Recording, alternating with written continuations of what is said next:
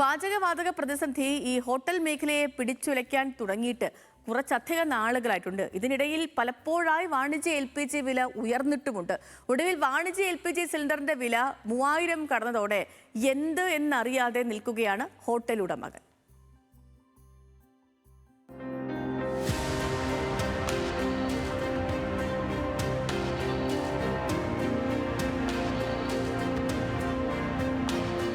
ചൂട് കൂടിയതോടെ മന്ദഗതിയിലായിരുന്ന ഹോട്ടൽ വ്യവസായത്തിന് ഇരുട്ടടിയാണ് വാണിജ്യ LPG സിലിണ്ടറിന്റെ വില വർധന.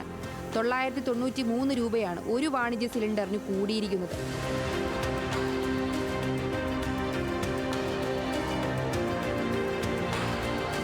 പാചകവാതക വില കുത്തനെ കൂട്ടിയതോടെ പല ചെറുകിട ഹോട്ടലുകൾക്കും പൂട്ടുവീണ് തുടങ്ങിയിരുന്നു. ഭക്ഷ്യവിഭവങ്ങൾ കുറച്ചും വില നേരിയ തോതിൽ കൂട്ടിയും പിടിച്ചു നിൽക്കാൻ ശ്രമിക്കുന്ന വ്യവസായികൾക്ക് വലിയ വെല്ലുവിളിയാണ് പുതുക്കിയ നിരക്ക്.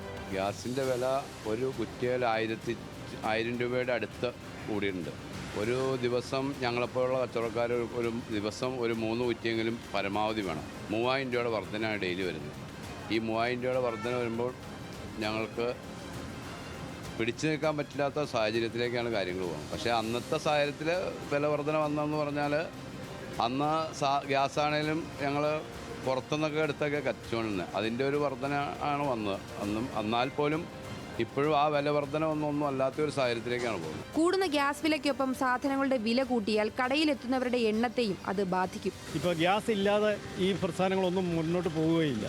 അതോടൊപ്പം തന്നെ ഈ തൊഴിലാളികളുടെ ക്ഷാമവും ഈ അസംസ്കൃത സാധനങ്ങളുടെ വിലവർധനവും ഇതെല്ലാം ആനുപാതികമായിട്ട് വർദ്ധിച്ചുകൊണ്ടിരിക്കുകയാണ്. ആ സാഹചര്യത്തിൽ ഈ ഭക്ഷണ വിതരണ മേഖലയിൽ ഞങ്ങൾ വില വർദ്ധിപ്പിക്കാതെ ഒരു പരിധി വരെ പിടിച്ചു നിർത്തിക്കൊണ്ടാണ് പോകുന്നത്. ഇപ്പോൾ ഇത് വില വർദ്ധിപ്പിച്ചാൽ ഇപ്പോൾ ഉള്ളതിൻ്റെ ഇരട്ടി വില വർദ്ധിപ്പിക്കേണ്ട സാഹചര്യമാണ് ഇപ്പോൾ നിലവിലുള്ളത്.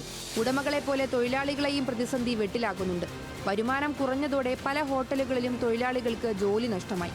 കുത്തനെയുള്ള വിലക്കയറ്റത്തിൽ പ്രതിഷേധം ശക്തമാകുമ്പോഴും അടുപ്പിലെ തീ കെടാതിരിക്കാനുള്ള നെട്ടോട്ടത്തിലാണ് ഹോട്ടൽ ഉടമകൾ. ന്യൂസ് മലയാളം, ഇടുക്കി.